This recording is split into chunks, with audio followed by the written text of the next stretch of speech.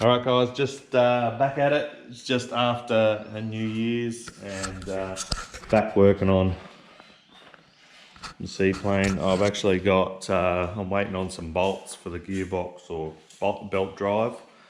So I'm actually going on to something else and I'll come back to that. What I've gone back onto is this rear section. I'm adding some buoyancy in the back. So I've got that. I've got one underneath as well.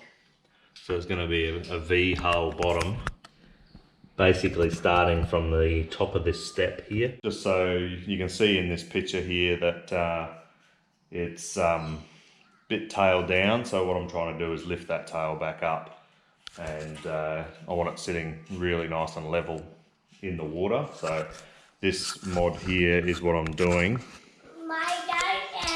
I'll do a bit of a time lapse putting this together, and nothing really special about it. It's just a bit more aluminium work, and add some buoyancy to the back, so that way it should be good.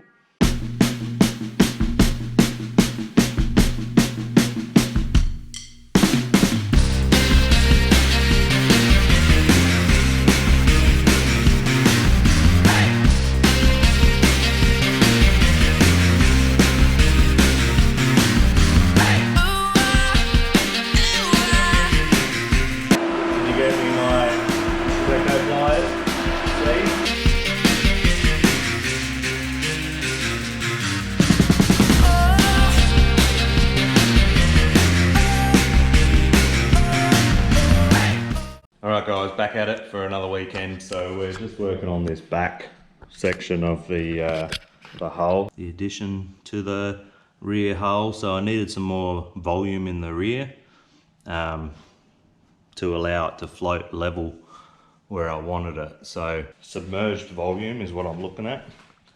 And I've got this modified now. So it's all boxed up. You can see it's basically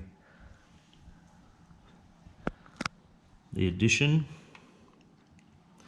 I tapered it off this way, so I actually didn't have any drag, any additional drag. So if you look from here, the air will come over here and then can flow directly along there, and it will actually taper right off to the back here. Because I've got more submerged volume here in the back, I can do that. So there's another look at the bottom. Basically just started from that rear step, and I'm going through. It's hard to see, but basically that's it. Quite a straightforward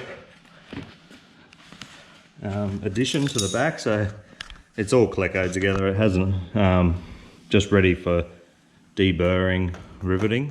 6061 T6 tube running the full length underneath, and that is braced up to this this hull section here with webs both sides with a T-beam running all the way through. So that takes care of the forces straight up and down. That's basically where I'm at with it. Waiting for bits and pieces on this belt drive. I got a few bolts that I'm waiting on, and still waiting on the prop too. So no shipments into Australia from the Ukraine. So I'm waiting for the prop to come. And this is how I finish it up in here. So I've tapered it all back to the original hull.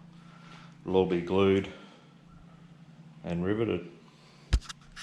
I quite like the shape of it. It actually blends in well with the sharp lines of the paintwork as well. So should look good when it's all painted. So basically that's it. We'll pull it apart, deburr, glue it, rivet it, and that's that one done.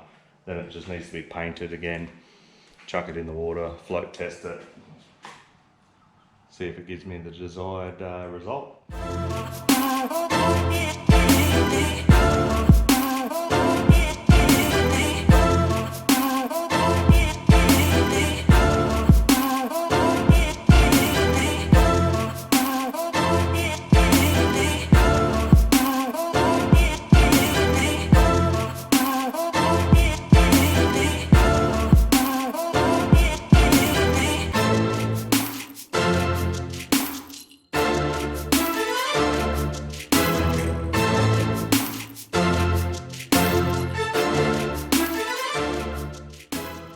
I've just finished the wing strut attach point, and you can see it's a welded chromoly tube through chromoly plates, and a pickup for the wing strut.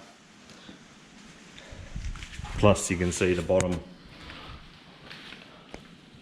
modification that I've done as well.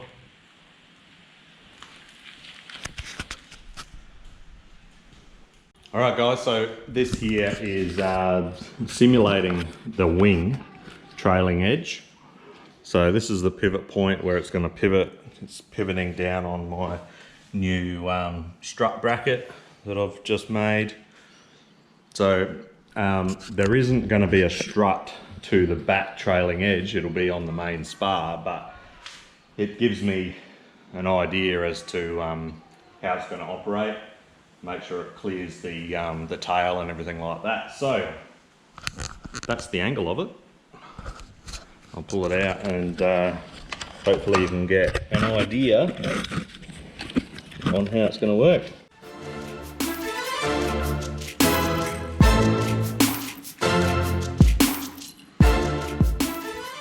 Okay, so that's simulating the trailing edge of the wing. I've got flaperons going on the top of that. They will actually flip up out the way, and the strut is actually going to be slightly forward onto the main spar, but essentially that's how it's going to work.